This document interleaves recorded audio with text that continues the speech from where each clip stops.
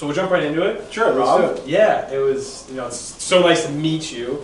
You have, I think you have the highest valued company that we've ever had a speaker at, which is really cool. Okay. And so that's Kabbage, of course, and then you have your new company, Drum. Yep. So you have a crazy history. You're inventor as well as an entrepreneur. So why don't you share with everyone your past? You went to Villanova Law School. Like, you've done so much. So tell us a little bit about how you got into all this. I used to draw blood to an hospital, so I was a phlebotomist in college. But I think you summed it up well. Lawyer. I've always been an entrepreneur. That's really what it comes down to. I was, at 8 and 9 years old, I literally carried like one of those composition notebooks where I'd write down ideas, and always, it was weird, but I always dreamed of having a company. And I would remember when I was like 20 years old, and I talked to somebody who works for Accenture, but I was working for Anderson Consulting in Philly after I graduated. I'd take the bus back to my apartment, and the bus would go by this like 7-8 story building, and I would, imagine like, what if one day I started a business and I had an office on the 7th floor of that building, and there was like 8 people working with me. It was like literally like, it's very geeky, but that was the stuff that really inspired me. So I always wanted to be an entrepreneur. I always wanted to start a business. I always wanted to create, and so I feel very fortunate and grateful that after many, many failed attempts to do so, and there were many failed attempts, that I came up with the idea for this company, Kabbage, and more importantly, I reached out to a couple of people I knew to be my co-founders at that time. I really learned the benefit, after trying to do many things myself, I learned the benefit of having a couple of really great people to help me out. And it wasn't so much from that they were absolutely, like they had subject matter expertise, they did, that I didn't have, but it was more the emotional support and the fact that, when we had bad times, I knew I still wanted to go into work and hang out with them, because I really enjoyed working with them and trying to build a company. So that's where I took that question. Yeah. So no, there was so much there. So we'll go back to one of the things that you said at the beginning with the failures, and like, what was, let's say, the first company that you started, or the first invention? Like, what made you come up with that idea?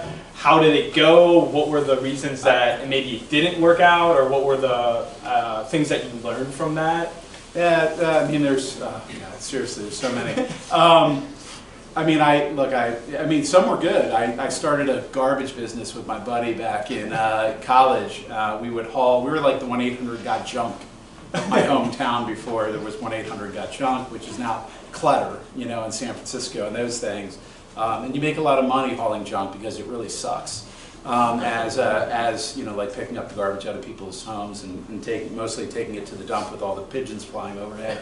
I also created something called believe it or not, the National Fungus Football League card set. It was a card set. I created a trading card set for kids, and the inspiration for that thing was I collected cards as a kid, and I wanted to create a trading card set. I signed Randall Cunningham, who was the quarterback for the Philadelphia Eagles, and I idolized, to a contract, and the NFL wouldn't give me permission to use the NFL logos and the Eagles uniforms, so I decided to create a parody set, which is not good motivation for starting a company. Is to get back at somebody who doesn't give a shit about you. So that was an early one. So lots of, not to scare you, Sammy, for joining a company from a guy who started a trading card set like that. There's still many of them for sale, by the way. If anybody wants, we're going to put up. Still going? No. I just have a lot of sets left. A lot of inventory. Yeah, there was a lot of inventory for sure. Yeah, so what led you? And we'll get into Drum, obviously, your new company and what you're really excited about right now. Excited about you started both in Atlanta. I did. Yeah. Okay. So how did you go about beginning Drum? Like, you had all these. Drum or Kabbage? Kabbage, right? Cool. No, so let's start with the first one. And you had all these businesses, ideas. Yeah, I had better ideas after that. What made you want to start like a big company, or did you have that when you were starting it, or what led to this like building up and becoming a massive billion-dollar company? I think, well, look, you always dream when you start a company of it becoming, not always, but for me, I always dreamed of it being big, but you never actually think it's going to happen, right? So it's, it's in millions of tiny little incremental steps, and the idea just struck me. And I was actually helping another company do a brainstorm. I used to do brainstorms for companies because I loved ideas, and I have all these techniques for doing that. And so I thought before, I had a brainstorm the following day, and I thought, hey, before that I should use one of these techniques to prove to them that these actually work. And I came up with the idea for Kabbage. And then I actually went to them and I said, hey, you want to partner on this? And they said no. And so about a year later I started it. And it was one of those ideas that, sometimes you have ideas that I call keep nipping you in the heel, like they just come back to you, and you realize it was a good day, it was a good idea, today, and next week you think about it, it's still a good idea, and you start seeing things in the market that tell you it's a good idea. And if that happens for long enough, then it's worth pursuing, I think. And so it was like a year plus later, and I called up two people. One person who understood the actual space because it was in financial services, and frankly I didn't have any expertise at the time in that. And then I called up another person who had experience raising money, and they became my two co-founders. I don't actually really know what I did, other than come up with the idea. But one thing that's gratifying is still running that company all these years later. Yeah. So how did you go about finding, you mentioned your two co-founders, how did you go about finding them? You just called them up and, hey, I have this crazy idea, I want to do this business loan company, or how did it? Yeah, so what Kabbage does is provides working capital. It really built itself, providing working capital to small businesses, the restaurants and retailers and all those folks that are out there that are, really the mom and pop small businesses. So just so you know where that comes from. I had met Catherine, who's my co-founder and is the president, my partner really in both Kabbage and Drum. I met her through the company she was with, which was a financial services company. And if you have the opportunity to either meet Catherine or watch her on YouTube or whatever, she's the kind of person that you listen to and you never forget. She stands out for lots of different reasons. And so I called her up because I had kept in touch with her over the years. I used to do work for the company she worked for. And the great thing about Catherine is she's willing to try stuff. So, I told her about the idea, and she was like, yeah, I'm in. Mark had started a couple of companies, had a couple of great exits in Atlanta. I had some expertise with venture capitalists, but not really. And I reached out to him, and fortunately he was also looking for something new to do. So I think it was fortuitous timing, except it was in the shadow of the global financial crisis, which is not a great time to start a financial services company that lends money to small businesses. But sometimes it's good to start things, when there's a dearth of what you think is opportunity out there. I call it the anti-herd mentality. You see everybody running in one direction, sometimes it makes sense to run in the other. Yeah, that's so interesting too, because for us when we were starting Entre, right, it's like there's this whole wave of entrepreneurship and small businesses coming, you know what I mean? And for us, we want to bring everyone together, so we're just trying to connect people. And it's important because it can be an incredibly lonely and 100%. Intimidating and scary process. Yeah, that's why having co-founders is so important. Yeah, it's important, very important. It's a big thing. Like I have two of mine here, Joe and Jimmy, and it keeps you from going crazy because for over a year, your thoughts in your own head. So, and if you don't have people to share those with, it can be really frustrating as an entrepreneur, and that's why you see a lot of entrepreneurs struggling with mental health and all these other things. But having a community, having co-founders really helps with that. How have you gone from your two co-founders to your first hires, like building the team and going from there, right? Like how have you done that? Because you have how many employees now? We have north of 600. Right. Yeah. So you've been hiring a lot. Hiring a lot. Did a lot of interviewing today, in fact. Well, first off, I had no actual real experience managing people before I started Kabbage. I was a lawyer. I was a kind of a solo entrepreneur, meaning I had some businesses and I had even a relatively successful business, but it was never one of those situations where I really built a team of any, frankly, more than 1 or 2 people. I've had a lot of on-the-job training over the years, but I think there's a few things. There's cultural aspects that come in, how you think about building culture. But first, we focused on trying to raise some money so we could afford to hire people. None of us were technologists. We didn't have a technical co-founder.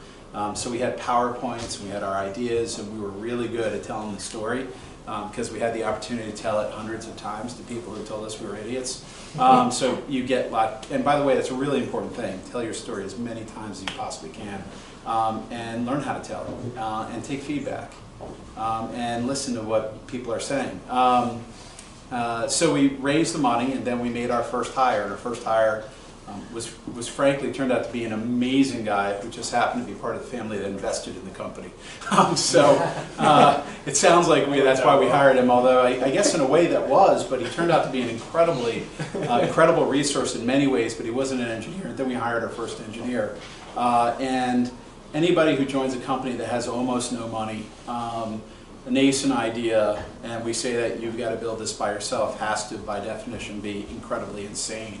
But he was incredibly talented, yes, and incredibly insane. And so the 5 of us went on, and he actually built the first version of Kabbage in like 7 months, and I thought it took him 3 months too long, which was ridiculous because it was incredibly complicated now looking back at it. But that's how we got started. And we've also tried to build a really great culture over the years. And I'm trying to bring all those things to Jerome. Yeah, no, that's amazing. So how many... We'll go back to the raising money thing too, because I think that's important for how many people here are entrepreneurs and they're actively either looking for angels, raising money, VCs, investors. Where the hands at? That's the only people here looking for money. I find that really hard to believe.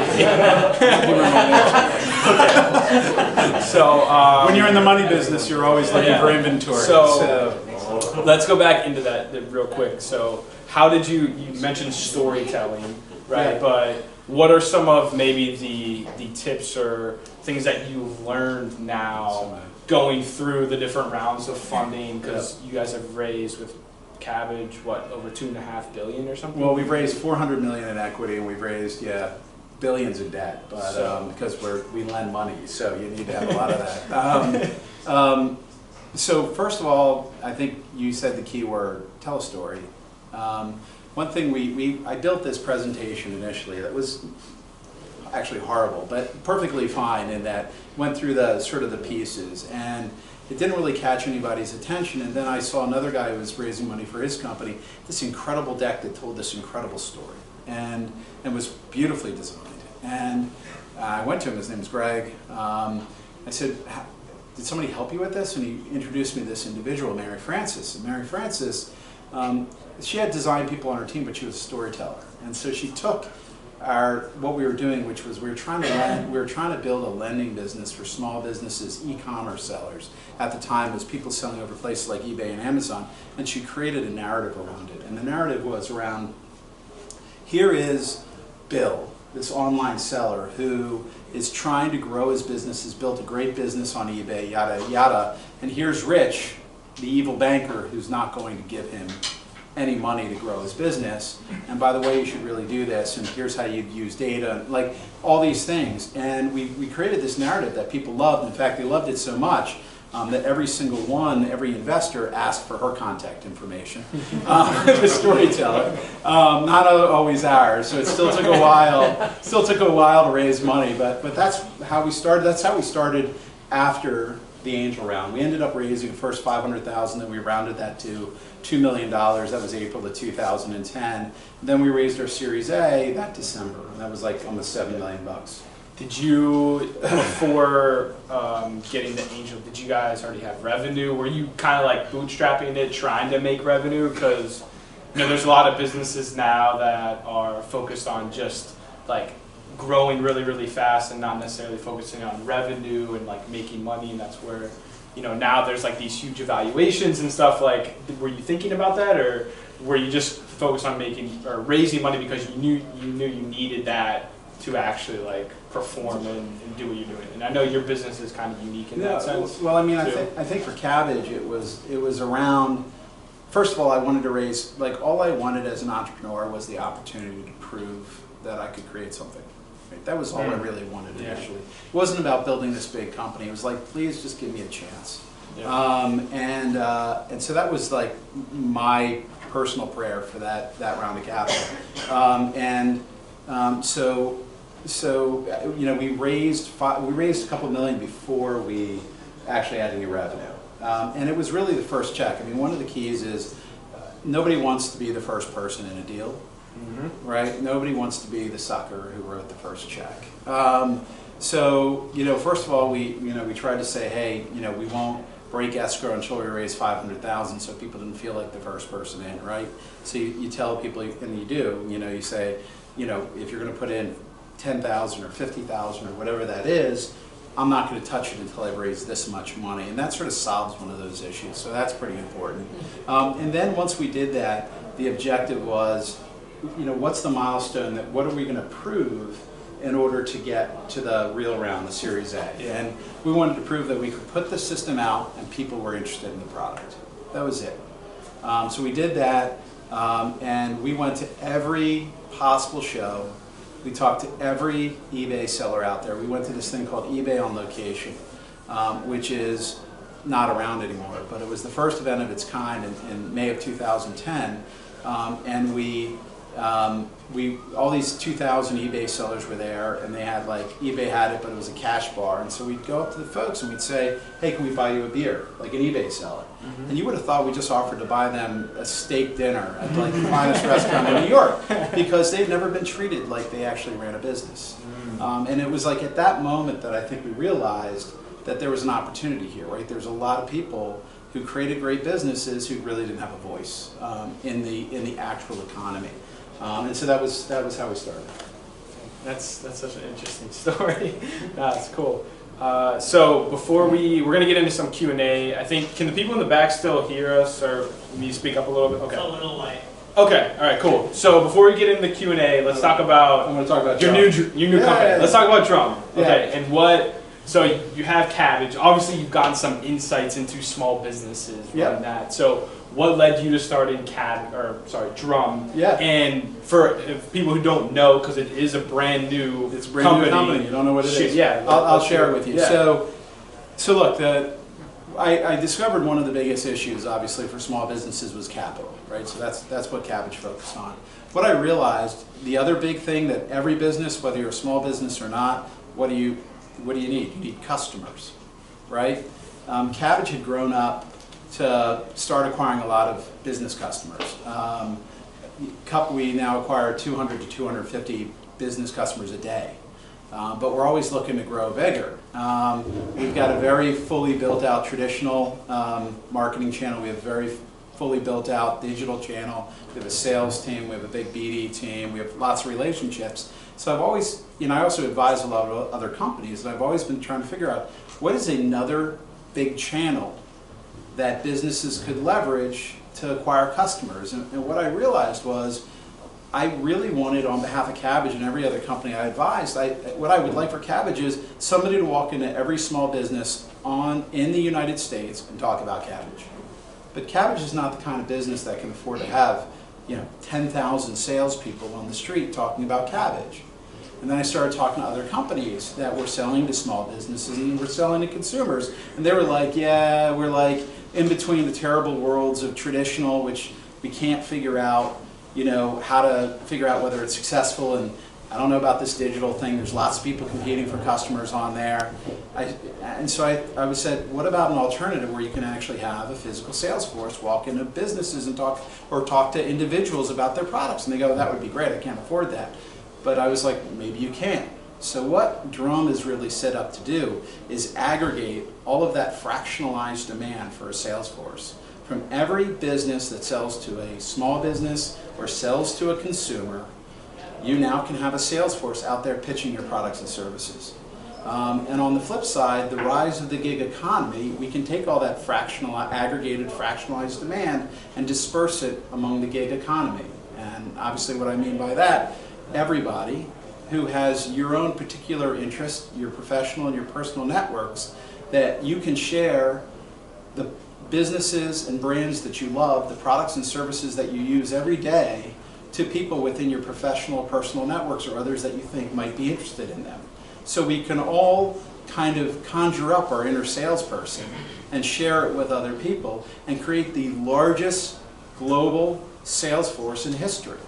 The largest human affiliate network sharing products and services that we love. And so then that was the idea. I couldn't articulate it like that back then. And maybe I didn't even articulate it well right now, but hopefully I did. And then I thought, how would you do that? Right? So you've got